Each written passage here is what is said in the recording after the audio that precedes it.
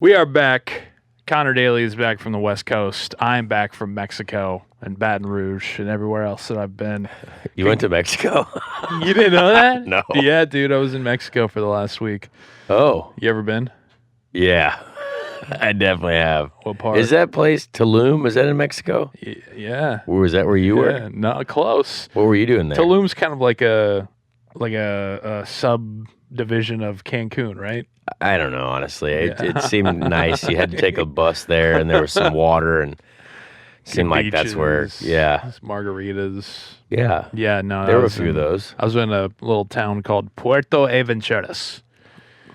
Yeah. What was that for? Vacation. Oh, nice. Yeah. Man, I didn't know like late September was a good Mexico vacation trip time. Is that like the ideal window? Is there good weather down there? Yeah, it was great. It was beautiful weather. It was hot. Man, that's nice. You and the wife? Yeah, and her folks and family friend. Oh, so we had 6 of us down there having a great time. And it was nice because actually September apparently is like the off season. They call it. That's where we're at right now. The off season. What'd they say? One guy said the Septembre, so that means hungry. A lot of I thought that meant like the homies. No, that is. You're right. Hombre. That's the homies. What is hungry? Hungry. Hungry. I don't know. Tacos, please. Yes. Por favor. Burritos. But I was down there for like 8 days, and I was working on my Spanish. And 8 days? Goodness gracious. It was a long trip, man. It was a long trip. And on the way back, I had a panic attack because I got stopped at customs. And they had lost my immigration card to go on your passport. So I had 40 minutes until my flight left. And the guy was just like, "I'm sorry, senor, but if you cannot find that, then you must stay in Mexico." And I was like, "What?" I was like, "What? You're joking, right?" And he was just like, "You cannot leave the country if you do not have this card." And I was like, You sound so good. I was like, dude, I freaked out. I was kind of an asshole to the guy. He didn't deserve it, but I was scared, But that's what happens, though. You got to get back to America. Yeah, I know. We got to get back to the homeland. I was like, you guys really, for as important as that card is, you didn't put any real emphasis on it. Yeah. You know, I would have put that. Where was the giant red flag? Right. Where was the glowing highlighter that we needed to have this? I know. I would have just stapled it to me so I didn't ever lose it. But I found it, luckily.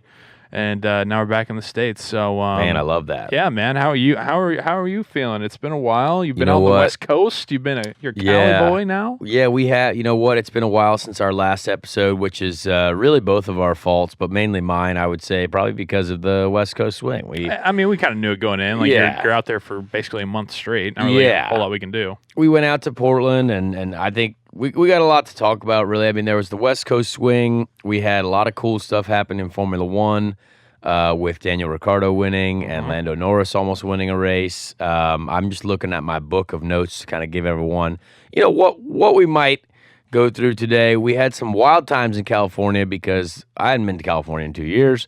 Joey was in a chicken limo with the IndyCar champion, Alex Palou. I celebrated the Long Beach Grand Prix, me getting crashed, but Colton winning with Colton Herta.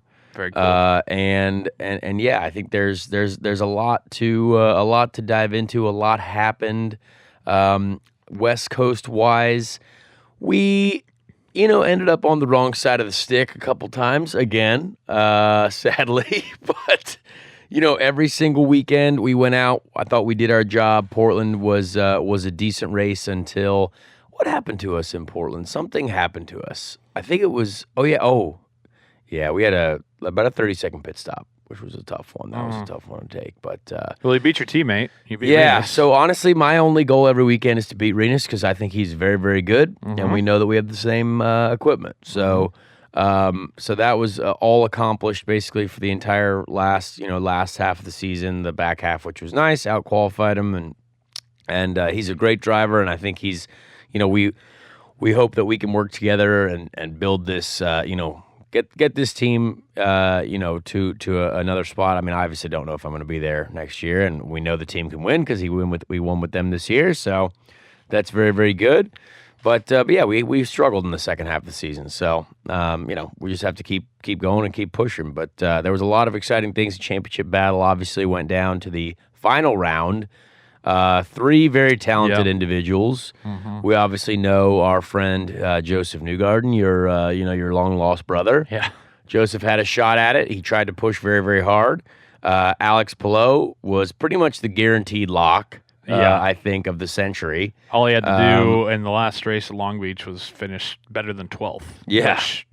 He's done pretty lot. easily all year long. Yep. And then Patricio O'Ward, Pato, who's got very passionate fans, as we saw from how they all nearly wanted to kill Ed Jones after the Long Beach race. That was a very dangerous place to go on the internet, was the comment section on Ed Jones's Instagram. I don't know if you noticed that at all. No. It was the demon spawn of the earth. You did not want to go there. Well, I saw, what did Pato say about Ed? What did he say? He said he's an idiot or something. Well, I love what Pato said. Let me get some energy. The greatest thing to happen to IndyCar all year was Pato calling Ed Jones an idiot and Elio cursing on NBC in the warm-up Sunday morning. Mike, we gotta get into that, dude. Holy shit. Yeah. So the comments were not great to Ed. So Eddie J. Here's what I have a problem with in sports in general, which I think we can see across all sports platforms, is, look, I love it if you're passionate about your team. Love that.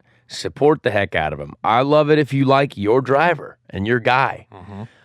But everyone makes mistakes, and I don't want anyone to be having to have death threats because they touch someone's tire and ruin their championship battle, right? It's like, look, death threats. It was that's a tough line to cross. Now, Pato's fans have come after me before because they thought I cost them a win in Road America last year, which I didn't, and that was very, very annoying because I was like, do you guys realize that that is actually factually incorrect? And even Pato was like, oh yeah, no, Conor didn't actually cost me anything, but this one was actually Ed Jones's fault. Ed made a mistake. He hit Pato, not great, and it did ruin the championship. But you still can't go after the guy and threaten his life and call him every name under the book. I don't like that. I just don't like. Now, passionate fans love those, but let's not be a line. Let's not be those people on the internet. Let's just be better people.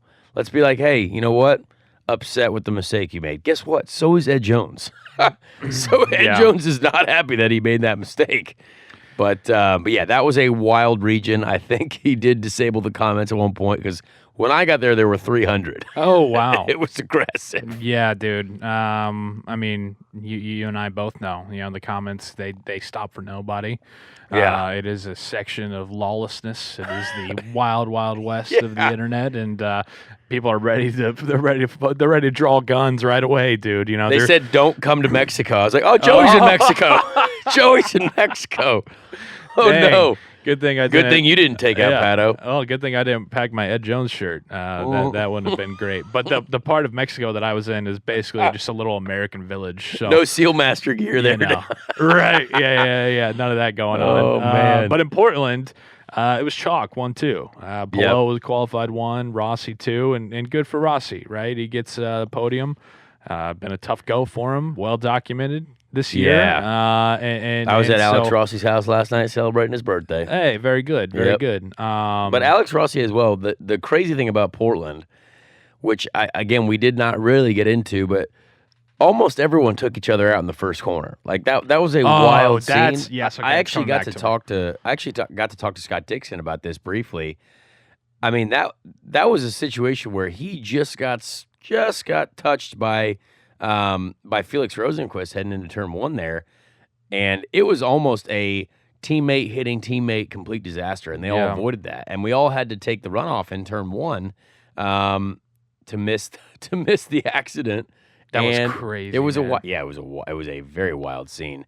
Well, you got Palou he's just sending it off the track, because he got nowhere else to go, and then he ends up winning the race. Yeah, exactly, and that's one of the funniest things about IndyCar, because we all had to go to last.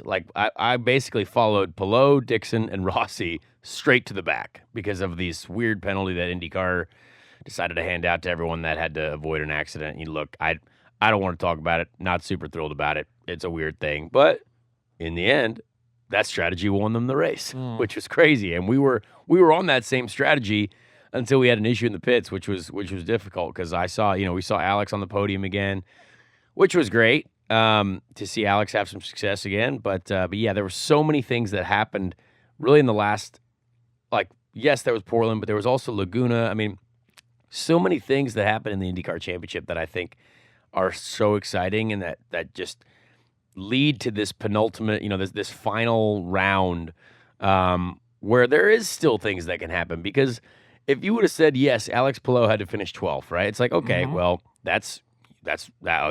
surely he can do that. But realistically, he went from the front row in Portland to 24th in the first lap. So, anything can happen, which is wild. But poor Graham Rahal. He I don't know about if we should say poor Graham Rahal. Why? Because I think he still ended up in the top 5 every single race. Yeah, no, I know. He's not poor. He isn't poor, but he had, he qualifies 5th, in Portland, and I was particularly upset because 1, I like Graham, and then 2, I bet on Graham in this race. So it would have been a nice little payout. And my man, he qualifies 5th. He led the most laps. He led 36 laps in Portland. And for a while there, it really seemed like, okay, this is going to be finally in that last handful of years, Graham, this is going to be his race. And turns out it wasn't. And, strategy game, baby. IndyCar strategy. I tell you what. Yeah. There are so many 10th. times where you end up thinking, oh, darn, I've gone to last. And then guess what happens? Anyone who went all the way to the back gets to win the race. Yeah. And that's like, it's wild because of how the fuel strategy works. It's wild because of how much new tires can change your life, especially in the last few rounds. I think actually this is real tech talk here, but Tech talk with Connor. The Tech Talk pod. The tires were very, very interesting, I would say, in the last 3 races. I would say we experienced a lot more tire wear than normal. Okay. And it created a really interesting strategy. Is that temperature? Is that for everybody? Was that just you? Well, you know why? It's because I think the last 3 tracks that we went to, we had not been to yet race-wise with the Aeroscreen car. So we had not, there had been some test days there, but no one had actually raced with the car with the Aeroscreen there. It's like football. You can be conditioned, but are you in football shape? Exactly. The cars were conditioned, but are they in race shape? Yeah, for sure. So I think there was a lot of new things to learn about how the tires kind of, went down their progression of wear, and it made things, Laguna Seca, the race there, everyone was thinking 3 stops, and a lot of people ended up making 4 pit stops, which is a lot of pit stops in an IndyCar race, and especially and it worked for out 95 laps, yeah, right? Yeah, it worked out for Newgarden. It worked out for several different people. I wish I would have done a 4-stop strategy. Like, it was, the tires were wearing at a wild rate. So I even think in Long Beach as well, which is not normally a big tire wear track, but Long Beach, there was a lot of people sliding around on tires, struggling with the balance in the race, and it was really, really interesting. So I'm curious to see what happens, with Firestone for next year, if there's changes that are made. But it certainly threw some interesting, challenges at us as the drivers and the teams, to make, we went from doing 2 stops in Long Beach and then just coming from a 4-stop race in Laguna Seca. It was kind of all over the map. And I think Portland was 3. So the last 3 races were all 3 different pit strategies, essentially, which is, not normally like that, I would say. Next weekend, get to Laguna Seca, Colton Herta. Just named the track after him. Absolutely dominant. Yeah, Colton. 1 in 20. You weren't going to beat Colton at the last 2 races, really. 1 in 2019. Led 91 of the 95 laps there. It was just... He really is. He's so good at Laguna Seca, and I, having been his teammate there in 2019 and seen his data, Colton just gets something out of it. Colton might be one of those, once in a generational talent type thing. Like, I truly believe Colton deserves to be in Formula One, right now. Like, I think he... Well, don't say that. We want to keep him here. I understand that we want to keep him here, but we also want our American guy over there. You know what I mean? And I don't know if there's a great opportunity for him. There's been a lot of rumors about Andretti buying a Formula One team, but I don't know if they got that much juice. You know what I mean? Who knows? Yeah. That's a whole different subject. But I think the coolest potential opportunity ever, right now, we all thought Joseph Newgarden could be in Formula One, and I do believe Joseph Newgarden could be in Formula One, but Colton's the young guy. Colton's 21 years old. That's crazy. And he's perfect shape for Formula One. Is that how that would work though? Like if Andretti were to buy an F1 team, would they just would old Mike then just say, all right, Rossi, her to take one of his guys and send him over, or is that? I really have no idea because I'm not. I don't even know. I only heard the rumor like in Portland for the first time. I was like, oh wow, okay. you guys really think so? But then lately, I think it's been. It hasn't really been talked about as much, and obviously Colton's got a couple-year contract in IndyCar, so I don't know how it's going to work, but I just personally think after talking to Colton and hanging out with him in Las Vegas, I was like, man, this kid is a good kid.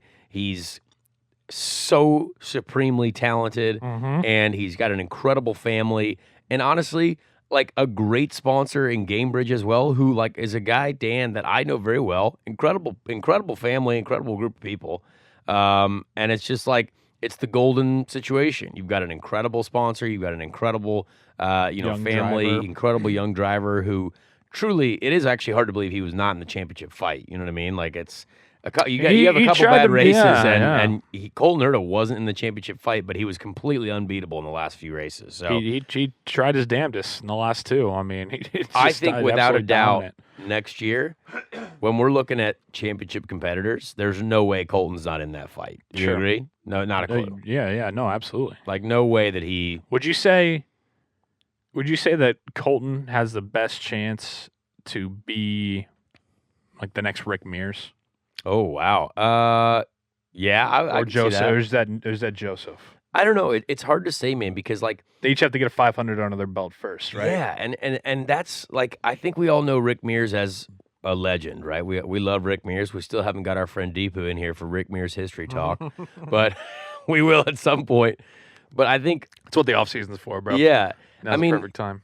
Colton has been in IndyCar since he was like 12, it feels like, right? Yeah. I spotted for him for his first IndyCar race in 2018. Yeah, I think he was 18. Yeah, and he was 18, Yeah. and I'll never forget, I can claim to be his spotter for his first IndyCar race, but it was, he's got time, and like he's already got race wins. I think, will he have a 500 win? I don't see why not. You know what I mean? I mean, the guy was up battling with us for the lead for most of that race, and started P2. Yeah, when it came down to it, didn't have the win, but it is what it is. I think Indy is.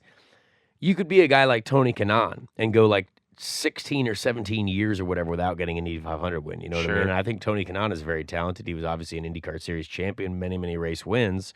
So everything has to go right for you at Indy. It's like the Super Bowl. I mean, It is the Super Bowl. It's like, we see Aaron Rodgers. He's been in the league for 15, 16 years. He's only got one title. Yeah. I mean, it's Peyton just Manning. How it goes. You Peyton Manning. You would have thought Peyton Manning would have had 10 Super Bowls. Yeah, exactly. Right. But then you look at, it's like, Brady's to a different level now. I guess he's maybe an like alien. right. I mean, there's some people that just like an Eli Manning. He wasn't that consistently great throughout the regular season, but he's got the 2 Super Bowls, the 2 Super Bowl MVPs. Yeah. You know what I mean? Like some people perform better at Indy, just like how Eli Manning was when he got hot in the playoffs in the Super Bowl. He was unstoppable. But then you have the people who are like Aaron Rodgers, who are like, Or like Elio, you know what I mean? Like Elio completely like just shows up as a part-time guy, wins the Indy 500 again. Exactly. And I'm like, some people man, he's really good. Better. But like this year, like Elio, to be fair, has not had great races since the Indy 500. Yep. But like, you know what? That's his track, and it doesn't matter because he's got 4 Indy 500s, and he can shout at people after a warm-up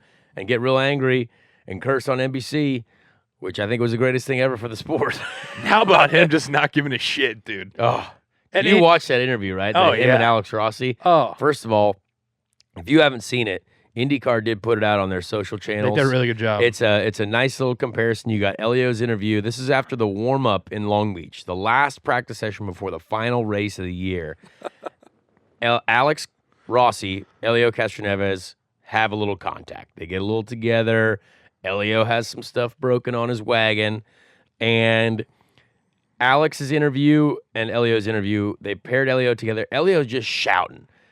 He's saying it's totally unnecessary. Totally unnecessary. Yeah, and then I was like, I love the way he sounds, first of all, because I could barely understand half the words he was saying, first of all, but it doesn't matter because as long as he shouted, I'm pissed off. I was like, oh, I love that. Yeah. And then he's shouting F-bombs and stuff like that. I was like, this is the greatest. When I it's saw a fucking warm-up. It's fucking unbelievable. Yeah, the greatest thing that happened to IndyCar all year. Like, not only was him winning the Indy 500 cool, but it was the greatest thing ever to see him curse at people on television. And then Alex was the most Alex Rossi interview ever. Oh, my Just God. looking at him like, ha.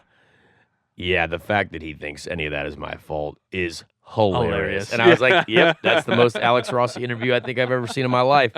And to be fair, I was actually very upset with Elio myself after Portland because what Alex is saying is not wrong. Like, Elio was getting very much in the way and kind of just doing stuff that, like, I don't really know why you do. But again, Alex said it. He's like, you're a 4-time champ. You can do whatever you want, and you can do, like, it's annoying. He kind of was like... But he was getting in, like, he was doing a lot of stuff that, like, was super annoying. We're like, Elio, why are you... Like, he almost hit his teammate in Portland in the warm-up or in qualifying and practice. I was like, what are you doing, man? Like, come on. Right. No, but like Rossi kind of, it was like a little bit of a backhand thing because he was like, I guess when you're a 4-time Indy 500 winner, you can do whatever you want. Apparently, like, it was, classic Rossi throwing the shade with a little smirk, not raising the voice, awesome. but he's being an asshole. Are we really teammates? Yeah. I don't know. Gotta love it. Big shade thrown at the old Mike Shank group as well. He's like, I don't know if we're actually teammates or not. And I was like,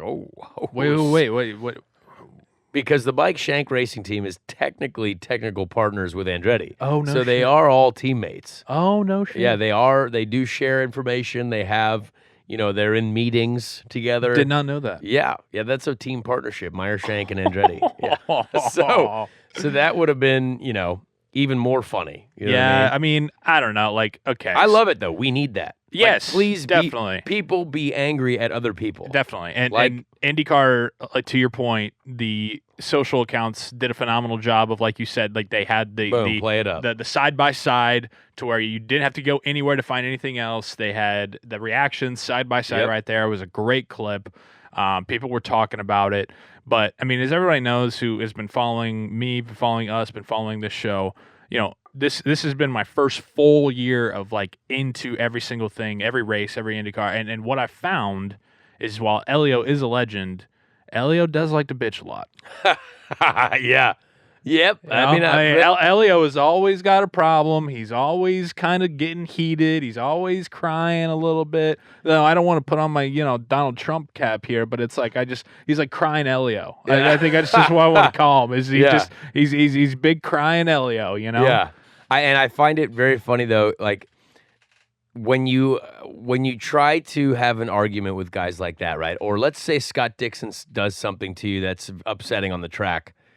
You can't complain to him because it's like, well, hey, Scott, you have 6 IndyCar championships. I'm just going to go ahead and remove myself from the conversation. And Elio, it's like, because those guys, like, we realize that, okay, they are very successful. They probably aren't doing some things on purpose. I think Elio does more things on purpose than Scott. I would never really complain about Scott. But, like, if I do something to you, they're like, oh, this freaking clown show. You know what I mean? Like, yeah, I know. I haven't won a race. Yeah, like, I get it.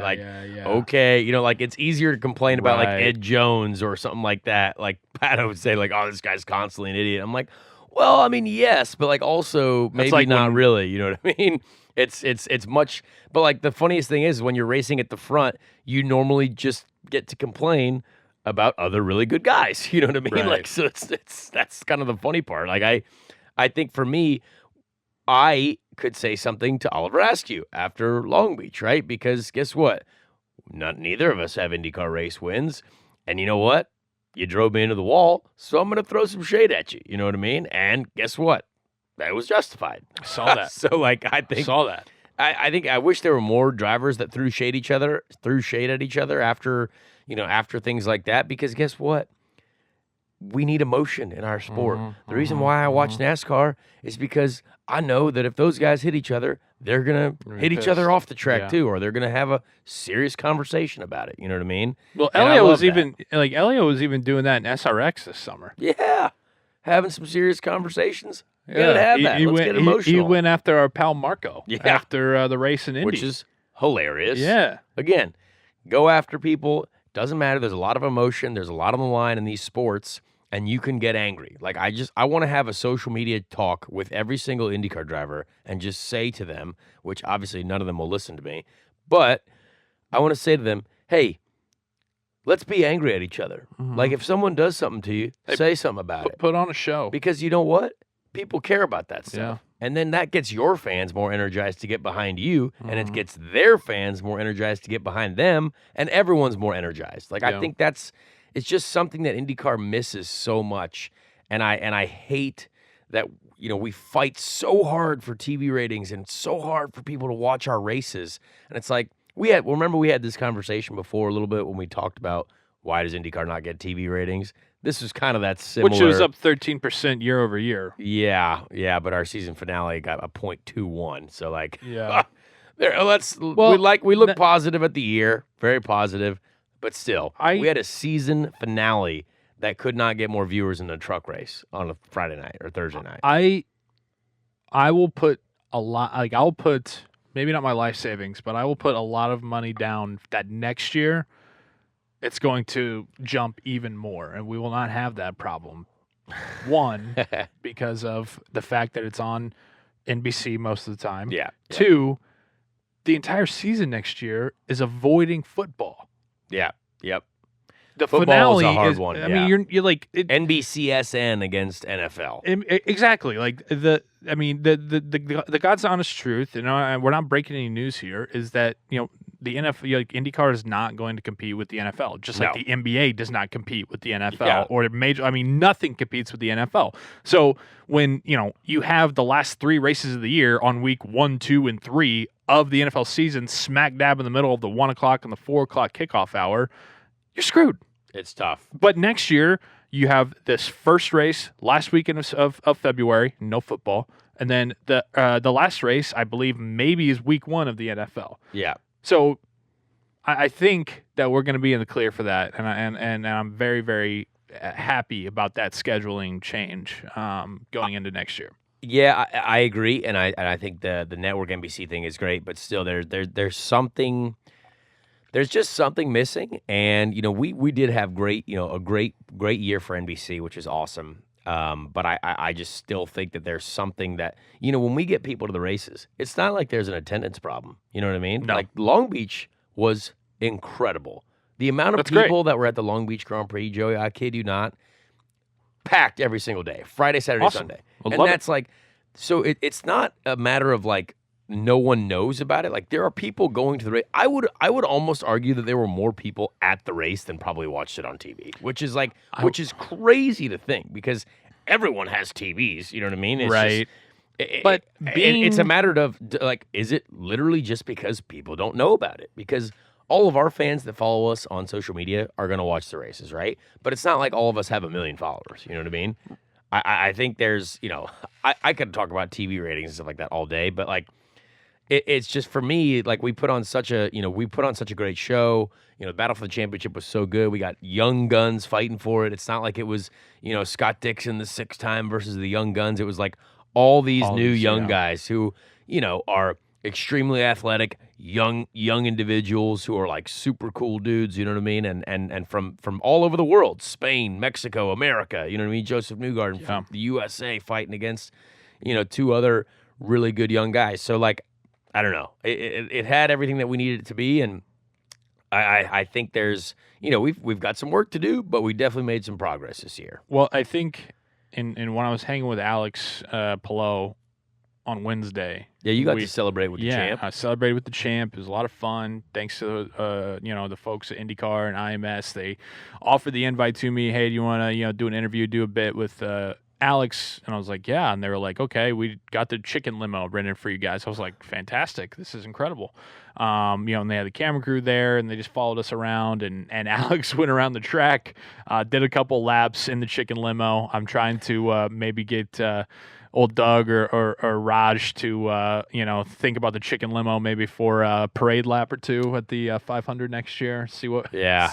See if we can. Sure, that would draw eyes for TV ratings. Get that. I just want to hear Mike Tirico talk about the chicken limo riding around the track. Can you do a Mike Tirico impression? I can't. But because that would have been awesome for you to be all of a sudden talking about Mike Tirico.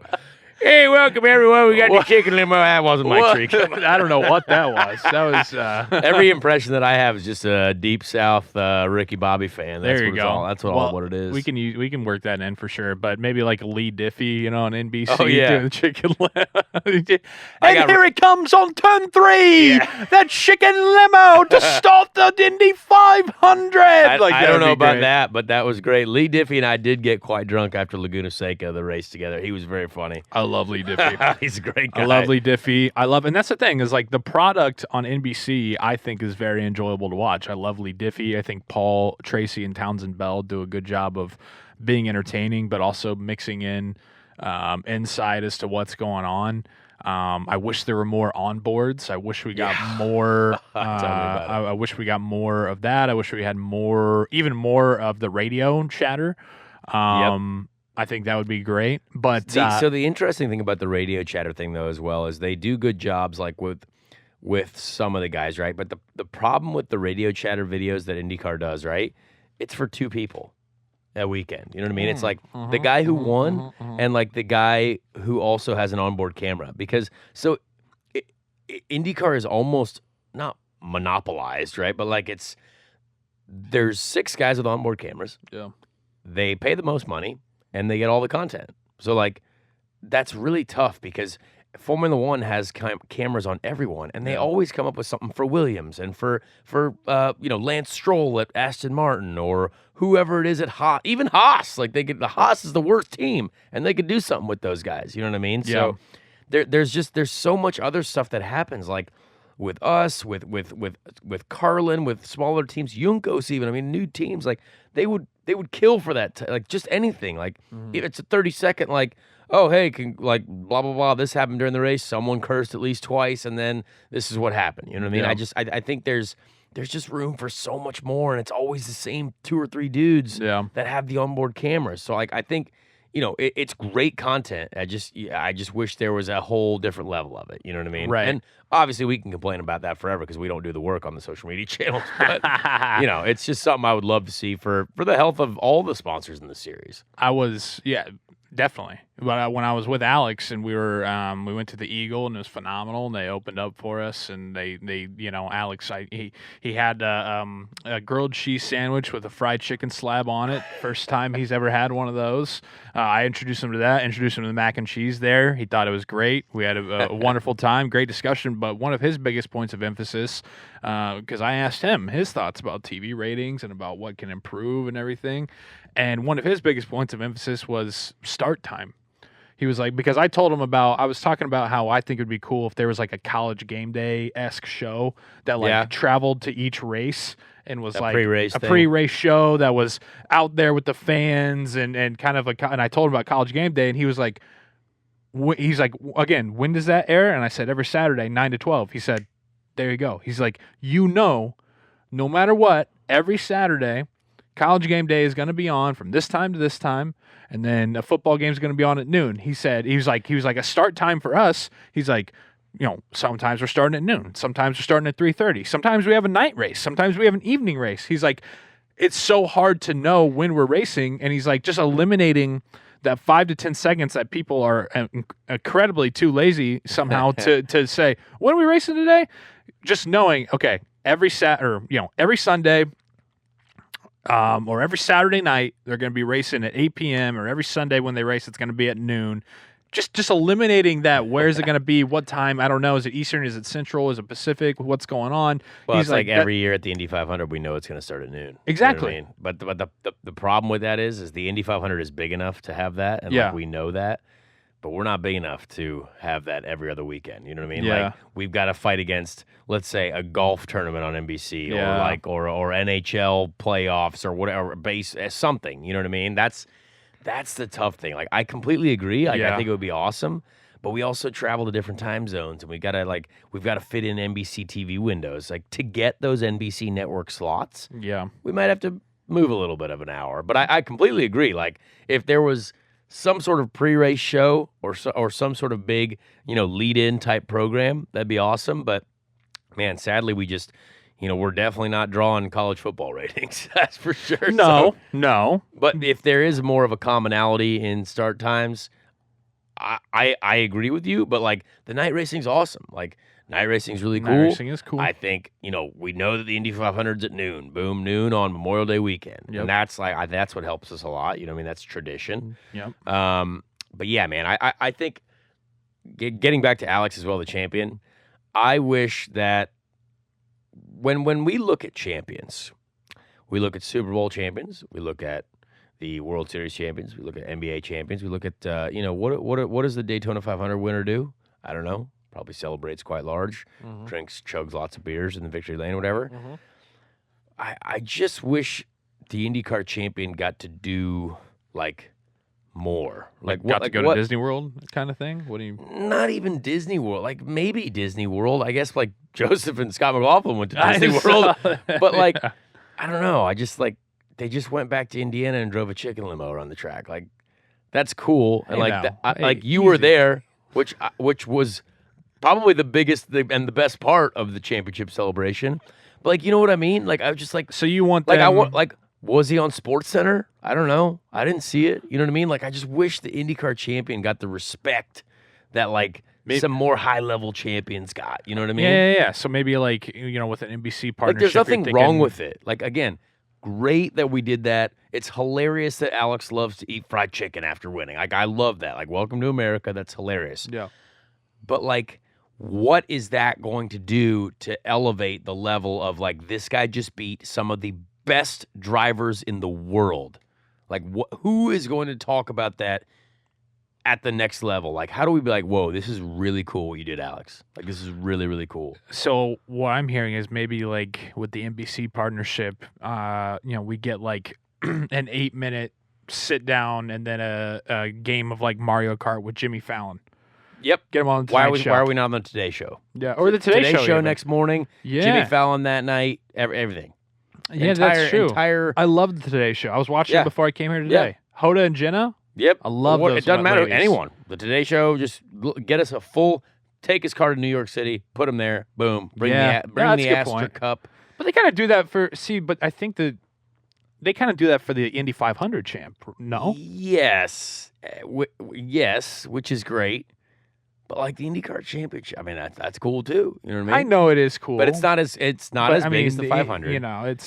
But still, there was a lot of group chatter, inside baseball talk, between some of the other drivers and me and some of our guys, and we're like, man, we just know how hard it is to win that championship, and I think it's so cool that someone who's fairly new to the series that just did it. And let's be honest.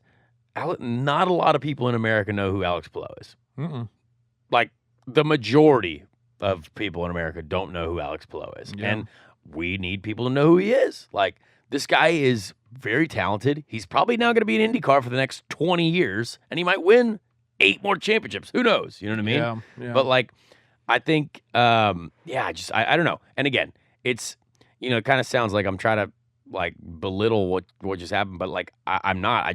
I would love to see, just something really cool happen for our guys. Like, be like, hey man, I want to win the championship so I can go on a boat with Jimmy Fallon, or like do something awesome. You know what I mean? Or I don't know, go to the top of the New York City with the Astor Cup and the Empire State Building. Yes, I believe is what you're looking for. The top of New York City. I don't know. Just do something wild, but that's my own inner thoughts about it, because I just love what we do so much, and I love how hard it is that if like when Colton won the race, we went to Las Vegas. You know what I mean? Yeah, let's talk about that. How'd you talk him into doing that, or did he talk you into that? Well, Colton a long time ago said, hey, Colton freshly 21. Colton's never been to Vegas as a 21-year-old. Yeah. So him and his boys from high school, him and his boys from the city of hometown, where Santa Clarita or whatever. Yeah. Like, let's go to Vegas. And I said, you know what? I will happily be your Vegas chauffeur. Nice. And I was like, where would I go after I won my first IndyCar race? Or, I mean, it wasn't his first, but like, I would go to Vegas. Okay. And I love that about Colton. I was like, yeah, Colton, let's go celebrate. Now, we didn't know he was going to win the race, which was awesome. Even better. And Yeah, we went to Vegas, and it was a great time. We did a Sunday night, Dylan Francis pool party. Denny Hamlin was there. Garrett Smithy was there. NASCAR drivers. Noah Gragson was there. We had a bunch of great times. Celebrated. Denny was the winner of the NASCAR race, so we not only had the winner of the IndyCar race, but the winner of the NASCAR Cup race there as well. Just the winner's circle. Just around, having a great time. Yeah. Was Colton's lady there with him? Colton's lady was there. Yep. Very good. Colton's lady brought his lady there to Vegas, which, again, bold move. Guys trip to Vegas, bring your lady. That's bold move. But, yeah. you know, Well, I mean, I remember happen, right? at your party the night of the 500 after the race, I turned the corner. There's Colton Herta. There's babyface Colton Herta, and then his girl was there again. So I don't blame you. Big relationship guy. Did you see any shows? Did you see no Cirque du just- Soleil? nope, no nope. Blue Man Group? Absolutely not. No Britney Spears? Nope. We just did the Dylan Francis. The next day, it was Monday Night Football. So we basically woke up in the middle of the day. We went down, practiced our gambling skills a little bit, which we were not good at. But that's Colton's fine. not a big football guy, right? Well, no, but I was You're a because big I had football to, I was like, hey, Cowboys money line and the over. Here we go. I was like, boys, this is the sports book. Let's ride up in there Nice. and throw some bets on the football game. And so the funniest part about that is though, like Monday Night Football pretty early in the West Coast. You know what I mean? Like, Yeah, it's so weird. Like, we watched Monday Night Football, then did some Top Golf. Did a little Top Golf. Yeah. But yeah, Colton and his boys had a great time. I tell you what, we celebrated the win properly. I got all the bottle girls Sunday night to bring out a big congratulations sign. And they're like, "What happened?" He's like, "I won the IndyCar race." He's like, "Oh, what's that?" I was like, I mean, honestly, it's one of the biggest races in America. No big deal. Long Beach Grand Prix. Yeah. And they're like, "Oh, that's awesome, killer, sweet, yeah." So it was a great time, man. We had a. Were you footing the bill? Was Papa Brian? So Colton makes a Going lot the more money Andretti than card? me. Colton makes a lot more money than me, but I was happy to split the table with Colton. Nice. Happy to split the table because he had some of his boys there and a bunch of young lads, 21-year-olds, just ready to check out Vegas. Fresh. Yeah, let's get 40 White Claws and a couple bottles of Tito's and see what happens. Just baby face, man. I mean, they actually all did look like children, which is Oh hilarious. yeah, I mean Colton still does. Colton still looks like a child. You Yeah. know? Colton wore his Gamebridge hat out the entire weekend, his racing sponsor hat. I was like, you know what? That's aggressive, but hey, always repping. Always repping. You guys kill me with that, dude. I can't do it. I mean, I'm wearing it right now, but that's because, we put this on Sure. the internet, right? Colton Herta is he's gonna get married and he's gonna have a Gamebridge tux. Yeah. It's gonna be Gamebridge theme. Gamebridge life, baby. Group 1001. Let's go. The color scheme is gonna be, blue, gold, and black. Yeah. And I mean, you guys are dedicated to that. Yeah. He only drank like blueberry and banana White Claws or whatever. I don't think there's a banana White Claw. I'd be down for that. Yeah. I feel like that'd be very split in the middle. People would love it or hate it. I know. But, I kind of. But yeah, it was awesome, man. I think there's a lot of fun things to talk about too, because like Colton and I, we had a great time, and like running into Denny. Denny was really cool. He's a hilarious dude to party with, and no other IndyCar drivers there. no, obviously not. Yeah, IndyCar drivers don't party. Remember? Two buttoned up. Yeah, Alex Palou. Alex Palou won the championship. Went to a fried chicken spot, which I love. He was like, I don't drink, and I was like, oh my god. No, I was like, okay. I was like, that's cool. You know what? I respect that. I elite athlete. Yeah, he's an elite athlete. He's got training. He's got. Dude, you just won the IndyCar championship. You better chug at least 10 Bud Lights. Yeah, I don't. But you know what? It's not for everyone. It's not how he rolls. For everyone. Yeah. Which He's got, I respect. The coffee and greens shop that him and his girlfriend, Him and his lady, yeah. Esther, very lovely lady. You know what's very hilarious about his wife? Are they married? Nope. Okay, his lady. I actually met her when I raced in Europe like 10 years ago. It's so funny. Like, I didn't realize who it was, but like, I was like, oh my gosh, Esther. Like, I haven't still seen her, but like, very nice lady. She was always very like, she was a big racing gal, and that's very good for them. That's Yeah. really that's a random fact of the day. He said that she was the PR lady, and he swooped in and Good for him. got her. I was like, wow, man. Alex Palou Championship Research. Man. Yeah. There So was a congrats couple to other him. things that I would like to talk about for Long Beach because not only did we party afterwards, but there was a little bit of entertainment before the race as well. We had several people that came to the race that I think were super just great people. I mean, yeah, you were like big time in me. I was like, whoa. No. You weren't even there, bro. I I think Long Beach is just it was so fun to get back to Long Beach. I hadn't been to California in 2 years, but it always brings out just some really interesting folks. You know what I mean? It brings out folks who have never been to an IndyCar race before. Like I went out onto the streets Wednesday night in LA, before the race weekend. Again, not drinking because we're getting ready for the race, final race of the season. But we had met some of these guys in Laguna Seca that were from these Netflix television shows. And we're like, oh, hey, who are these? What are these guys doing?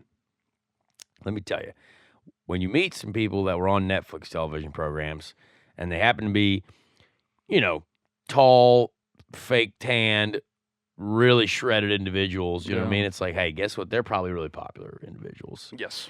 And I was not wrong. They get to go to the clubs, they get to go to the restaurants, get to do the cool things, right? And I was like, man, that's pretty neat. Very nice life. But they loved IndyCar racing. They came to an IndyCar race. Phenomenal. They loved it. Boom, here we go. Let's go out Wednesday night, meet some interesting people.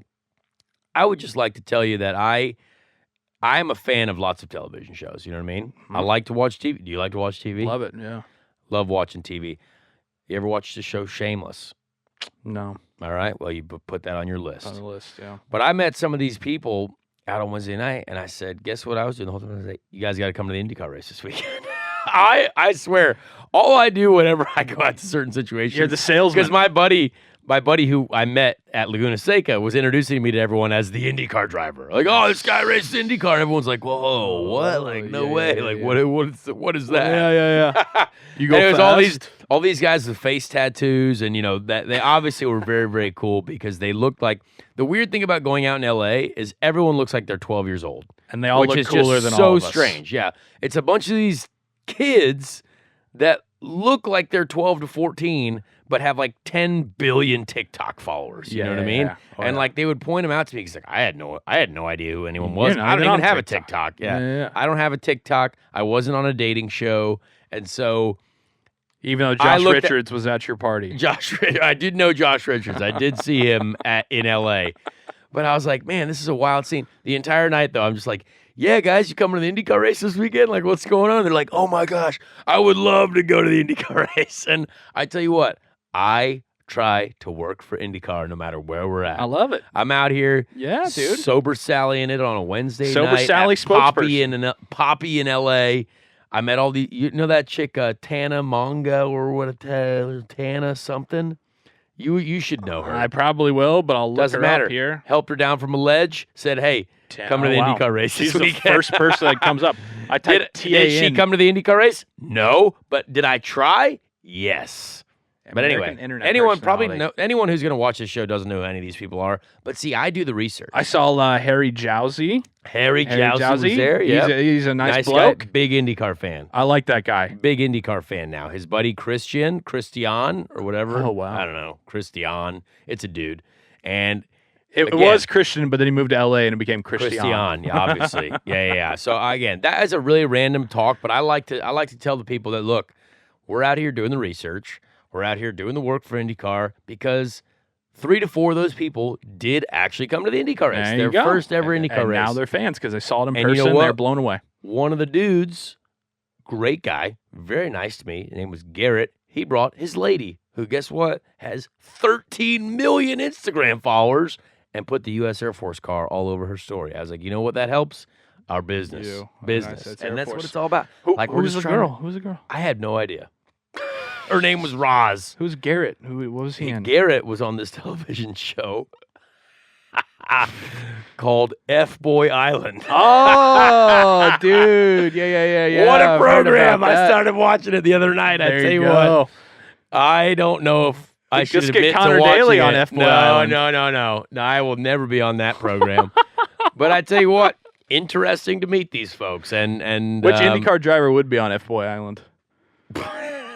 Probably no one. Who's the biggest? Let's look to the result. It would be me. Like everyone would probably say me. Which is sad.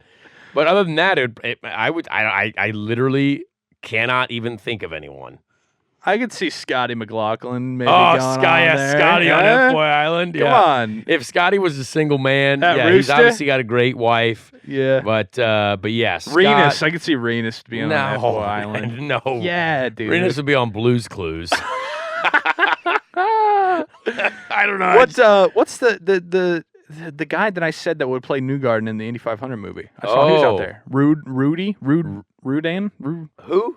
The guy from Outer Banks. Oh, Rudy. Yes. Rudy. Yeah. Great guy. We had dinner with him the night before the Laguna Seca race. Wonderful person. Really good dude. I have a lot of good things to say about that awesome. guy. I saw he was out there. I was Big like, that's IndyCar incredible. fan That's now. great. Yes, he had never been to a race before. From Alaska. Guy's from Alaska. Great guy. Wow. Said he was washing dishes before he was on Outer Banks. Yeah. Washing dishes. Got his role. Got his shot. Changed his life. Incredible. That's I love stories like that. I was learning so much over these last 2 weeks. That's phenomenal. And now they're IndyCar fans. I love that. We just need to get them to tweet every single weekend. Noon on NBC. we need to get them to the 500. That's what I do. I invite every person that I meet. I'd say every person that, hey, where are you from? What's your story? Yeah. I'm from Indy. Indianapolis. And I'm like, yeah, it's great. I'm like, you ever heard of the Indy 500? And they're like, oh yeah, I have heard of that. I'm like, well, you need to come and the weekend. Or what they say is they're like, I've heard good things about Indianapolis. Never been. I say, obviously, it's a great town. It's my hometown. I say, yep. You know when you need to come? And they say, when? I say, the month of May. Boom. I say Memorial Day weekend, the week of, come to that. It'd be an experience like no other. Life-changing. Experience like no other. So if we can corral Rudy, what's his name? Rudy Pankow. Yeah. Harry Jowsey. All those guys. We're trying. Else is, they're bringing Milo their ladies Ventimiglia. Milo Ventimiglia. Yeah, I love that guy. He's a great guy. Was he out there at Long Beach? You got to see him? Yeah, he came out. We had dinner a couple days before the race. Him and his buddy Russ. Some of the greatest people that I've met in my entire life. Milo and I are going to be working on some really cool stuff, I think, as well in the future. Which like what? Like movies? Well, we're going to try and make a TV show. Really? Yeah, dude, because phenomenal. We're trying to again bring IndyCar into the next realm.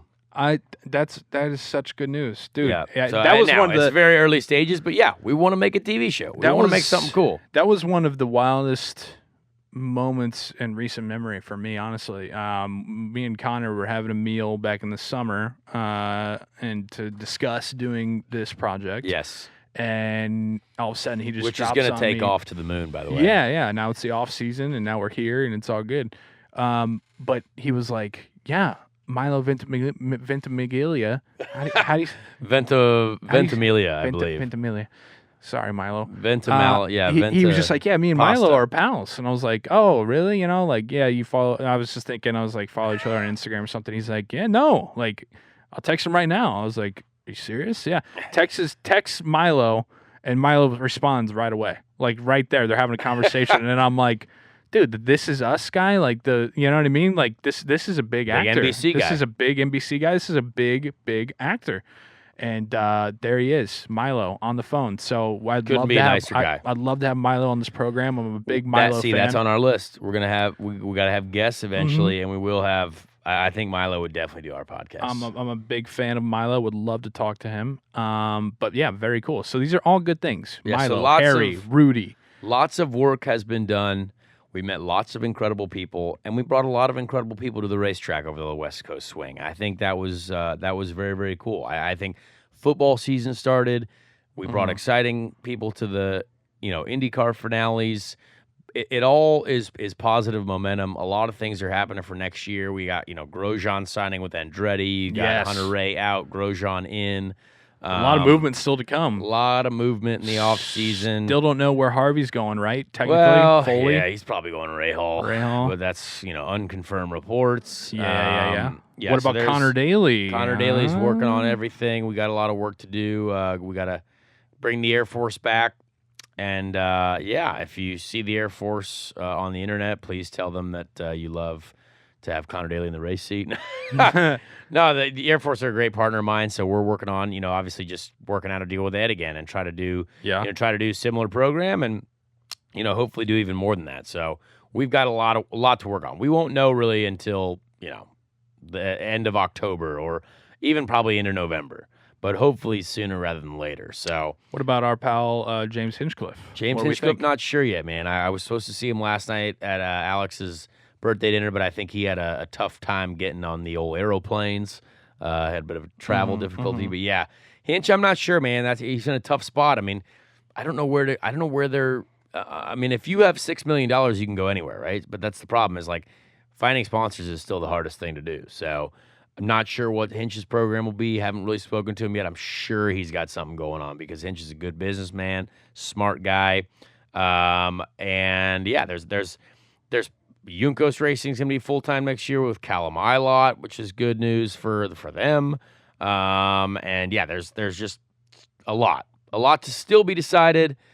But I think the Grosjean news was the biggest one because he's like, big heater. He had a great year, and now he's taken over one of the top seats in IndyCar racing. Yeah, next year Andretti lining up with DHL. With Herta, Rossi, Grosjean. That's a pretty. They will tough have a 1, fourth 2, driver 3. there as well, who's replacing Hinch, but I know who it is, but I will not say because you know what? We're respectful to the web. Is that respectful, or should we break it? Is Nah, that kind of can't good do for it. us? Can't Just do it. can't do it. Would the Andretti's put a hit out on you? I don't think I'd have a hit put out on me, but we just can't do it. Can't do it. Does his name have the first and last name start with the same letter? No, it's well, I just can't. I know they start with consonants, letters. Yes, That's all I can tell you. Just letters. Letters are in the name. So they're not vowels. Letters are in the name. Okay. Yeah, that's all you get. So if it anyway, back to whatever's happening next. do you have, we have a random? No. Do we have an update from the Steelers? Shut the fuck up, dude. How are the Steelers doing? I was trying to get. No, it's football season, baby. Yeah. My fantasy team is 1-2. I feel like everybody's fantasy team is 1-2. No, we started 2-0. Actually, one it's team. just impossible. What are you talking about? I'm just kidding. We did that. No, one team started 2-0. Can we have a real quick discussion about Peyton and Eli on Monday Night Football? Yeah, greatest thing what ever. Do you think? You like that? I love it. I'm trying to work on a Peyton impression. On the show? No. I'm trying to work on a Peyton impression. Can we start it? Can we do a little tester? I've got a little bit of the stuff down, but he's got a real unique voice. He does, and that's where I'm like, there's voice. something there for sure, but he, I don't know. So I'm working on that. Eli's pretty funny because you just like deadpan face and he's kind just of flipping like, the camera off. Yeah, dude, how about that, right? Thinking that on live TV, they could just like throw up blurs, like, what an idiot. I love that. It's good though. I thought it was one of the greatest things ever. I think it should happen more often. I wish that there would also be a version of that, but for racing as well. That's what I was just about to say. I want to do that. I want to, if 20 years from now, get me in front of a race TV broadcast and I will talk about what's really happening in the race. Dude, that would be beautiful. We could do that like on a Twitch stream or something, or like a YouTube stream where it's like, hey, even if we go over old races, you know what I mean? Or like be like, hey, this is what was happening here when Oliver decided to drive directly into my car and try to run us both into the wall. Turns out he only wrecked himself. And then I didn't even know that he crashed. No, I love the idea. Then I reversed. Yeah. I love the idea. And I think more and more networks and stuff are going to, start to dive into that. So good. And I think so good. I can't get too much into it. I don't know shit about it really, but my current employer, Inside Baseball. Inside Baseball. You're right. My current employer right now, I think, are in discussion with Major League Baseball about having our own broadcast for games. That'd be awesome. I think I did read something about that. Yeah, so you'd see like Big Cat and like Dave talking about the baseball game, basically doing their own broadcast, but just doing it like Dave and Big Cat would do. Yeah, I like that. And so I think these networks... I would actually be very entertained by that, and I think a lot of people would be. Well, that's the thing, and it's like the college football bowl game that we're having in December. Which is going to be awesome. Is being solely put on by our network, by our team, and we have our own broadcasters. It's not going to be, we're not bringing in outside talent. They're going to call the game as they They're not bringing in Tim Tebow and the boys. Right. Yeah. So I think that we're seeing this, there's enough avenues and outlets now, whether it be streaming services, the internet, ESPN2, ESPN Plus, NBC, SN, all this stuff, that they're like, hey, we can have the traditional broadcast or whatever for people who want that, but then we're going to experiment over here with this wild kind of new, more entertaining outlook. And so I think we'll start just seeing a different idea. Yeah, let's get some brains moving. Let's get some different perspectives. I'd say by the time if either of us become dads, someday.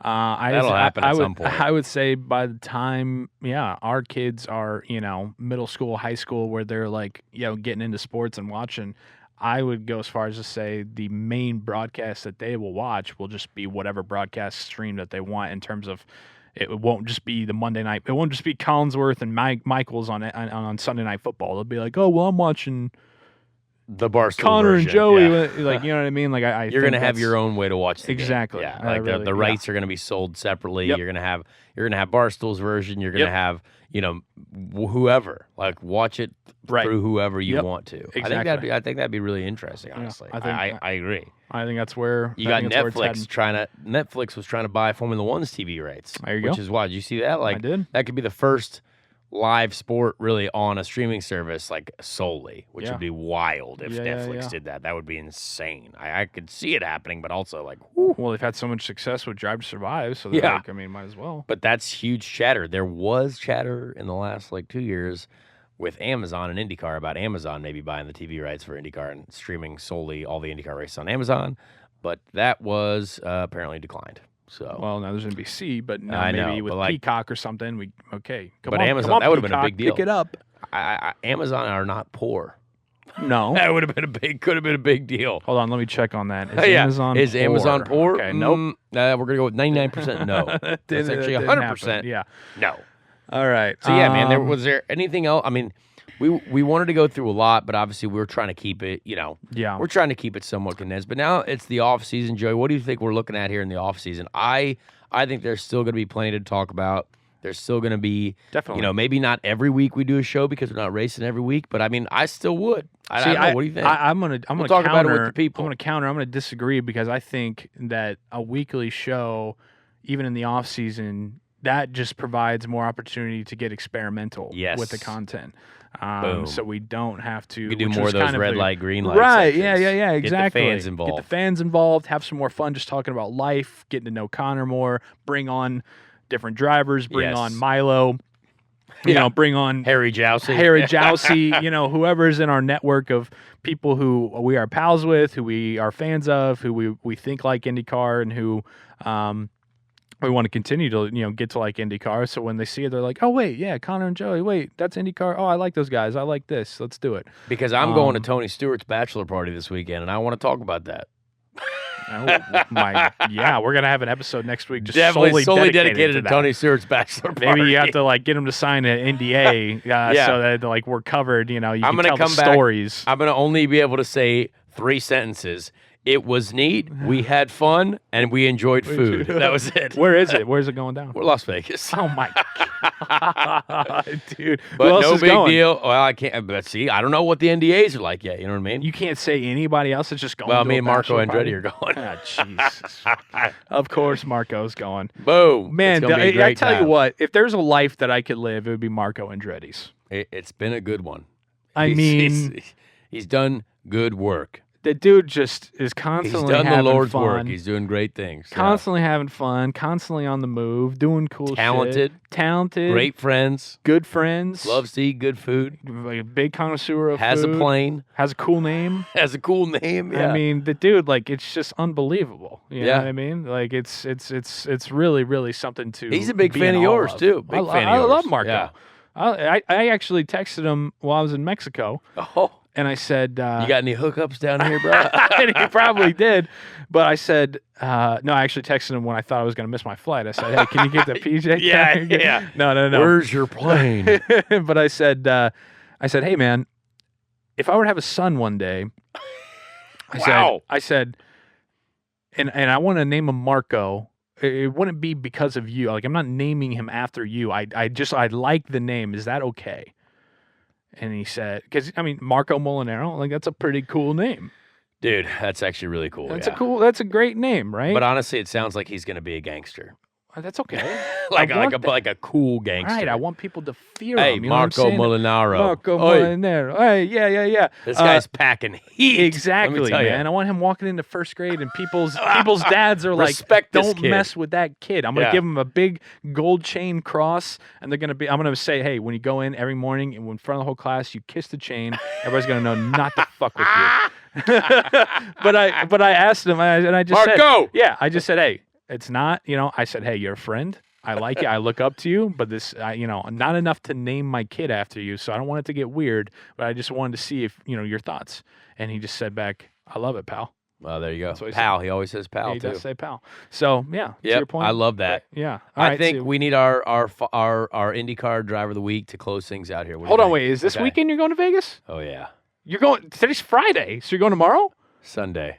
Oh, so Sunday to what? Well, we got Marissa Andretti's wedding tomorrow. Where? PA? No, in Michael's house.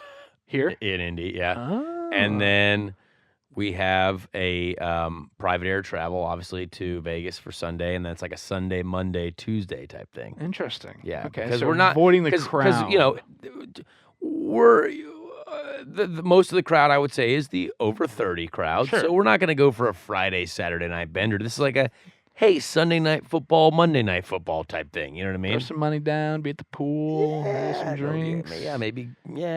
Maybe some, it's the off season. Yeah. Okay. Let's win some money. Outstanding, man. All right, random Indy 500 driver of the week. It's been too long. I need It's another been one. way too long, and I think I found a good one. Okay. I'm gonna have to have you look this one up though, because I do not know this person at all. Got the internet ready to So go. it's the 1973 Oh, Indy wow. 500. 1973, and this man finished 33rd Oh, boy. in the race. And his name, he's a Canadian man. So Okay. shout out Hinch, shout out Hinch. Robert Robert Wickens. Yeah. Cliff Huckle. I love it. Cliff Huckle. I don't know anything about this man. Here we go. I don't even know if I'm pronouncing his name right, but maybe it's Huckle. Maybe he's French Canadian. Cliff. I don't think so. Huckle. Oh, wow. What- Well, that's what- sad. tell I'm us just about on this him. thing right now. Is and he I saw dead? On poll day, Art Pollard passed away. Oh, on that's a poll shame. day. I don't know who that is. Rest in peace, man. That's Cliff. tough. I'm trying to get to the Huckle. the whole reason. Just Here put we his go, here name we in go. there. No, I got it. Okay, all right. P33. 1973. 1973. I'm on a different one because I have Salt Walther. That was our guy. Remember Salt? I remember just Salt. Google his name then. I saw it as Cliff. But on 1973, that's what I just typed in. 1973. Winner, Gordon Johncock. What a name, Because dude. Gordon Johncock's the man. Because guess what? Cliff was sponsored by Wendy's Hamburgers. Dude, some of Cliff was Wendy's Hamburgers. these- Cliff Huckle. Is that how it's? Hucul. Oh my God, I was way off. I thought it was like Huckleberry Finn. No, not Huckleberry. Cliff Huckle. Cliff Huckul. Yeah, maybe Look at it's. this I guy. don't think it is Huckle. You may be right. Cliff Huckle. Wendy's Hamburgers. That was his sponsor. Dude, He was driving a McLaren Offenhauser. I Is respect that Wendy's or is that a Maple Leaf? Dude, Maple Leafs are Canadians. I know. But it says on his sponsor, which is on this website, which everything on the internet that you read is real, Right? Wendy's Hamburgers, because the guy who finished in front of him, Sheldon Kinzer, was sponsored by Thermo King. Dude, the sponsor. So what about Cliff? Do we have anything to read about Cliff? Sorry, I was looking at his. He might have been real good. I just don't know him. Here we go. We got a He's on his Wikipedia. Wikipedia. It's not too long. Very short. Here, That's yeah. all right. Former driver in the USAC and Kart Championship Series. There you go. Race in 1977-81 with 24 combined starts, Wow. including the 77 to 79 Indy 500. Well, nothing about the 73, huh? I don't know where you got that number. Maybe the internet's off. He finished the top 10 8 times with his best finish in 4th in 1979 at Texas World Speedway. Wow. Later went to NASCAR Winston Cup in 1986. So let's see Indy 500 results. Okay, there you go. 77, all with McLaren, from 77 to 79. 77, he started 27th, finished 22nd. Are you sure? 78, maybe you got the 8 and the 3 confused. He started 27th and he finished 33rd. You know what? I did get the 8 and the 3 confused. Yeah, dude. The 1978 Indianapolis 500. I am such an idiot. Look, I'm a big. You need to get your eyes checked, dude. I see that a 3 though is half of an 8. If I put another 3 on the other side, it'd be an 8. Well, yeah. I mean, mathematically, that's not how that works. No. But I was But like, drawing-wise. sure. Drawing wise, And then his best start was 18th in 79, and then he finished 29th. So not a great go. Not great for old Huckle. Cliff Huckle. Cl- I like Cliff Huckle a little bit better. 1978, baby. Yeah, there you go. Random Indy 500. Ricky That was Treadway, our Indy guy. 500 driver of the week. Ricky Treadway, Indy 500 driver of the week. Oh, Cliff, by the way, Canada. I haven't talked about how everybody thought that I was just stoned out of my mind on that picture that I posted after Oh my Colton gosh, won at yeah. Laguna. It was Laguna. Your eyes, dude. Internet meme type stuff. Dude, like I swear to. So when I was down in Louisiana for that weekend, all of a sudden on Friday or Saturday, There's the reason. Yeah, well, like, dude, so my eyes just like my right eye started to kind of hurt a little bit, and then started getting all red, and I was like, all right, I'm just not gonna mess with it, and it'll run its course. Didn't run its course. Then all of a sudden, now my left eye starts happening the same thing.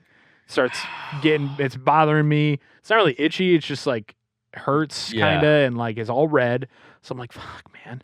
So I'm going to Mexico. Avoided all photographs. Yeah, so I'm going to Mexico, and I'm like, putting on for my guy Colton because I have a shirt, the Victory Taco shirt. We're in Mexico. I'm having some great El Pastor tacos, and I'm like, hey, this is perfect. Take a picture because I'm celebrating for my buddy Colton.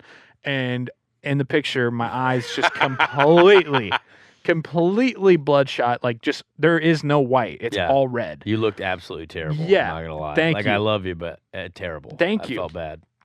And I didn't realize. I thought people would it became like people were calling me like Stony Romo. People were making jokes about how much do the tacos cost, $4.20. My Instagram. I've never gotten Stony Romo over here. I've never gotten more replies to an Instagram story than that one. I mean, like I shit you not. Concerned for your Dude, health. There was like at least 50 replies that were just like, dude, you blaze? Dude, I didn't know you smoked. Oh my God, are you high? Like, did you smoke 10 joints before this? I'm like, guys, I swear Old to Joey God. Blazers over here. Yeah, I swear to God, I was not smoking weed. I don't smoke weed. I don't care if you smoke weed. I know it's not a big deal. I don't. I just had like a double eye infection or like pink eye. Triple it was terrible. pink eye, yeah. And so that's what went down, man. So I'm glad we cleared that up. Just wanted to clear it up for everybody. My eyes are back to normal. They're white. It ran its course. The human body did its thing. Thank God. eyes have never turned another color, so I feel pretty good about that. Yeah, it was bad for a second. I thought about having to go to the Mexican hospital, but then I didn't want to do that. So yeah, you might end up with something worse. Yeah, I know. All right. So you're heading off. Big weekend for you. Big weekend. Are you going to that victory lap thing tonight? Absolutely not. Oh, darn. Well, Yep. No one is. So I'm sorry. Well, darn. Except for you. Except for me. Hey, you're going to enjoy it, though. Free food, maybe, I hope. Cocktail hour and, dinner, whatever. So just trying to show face. I'm just trying to be a good guy.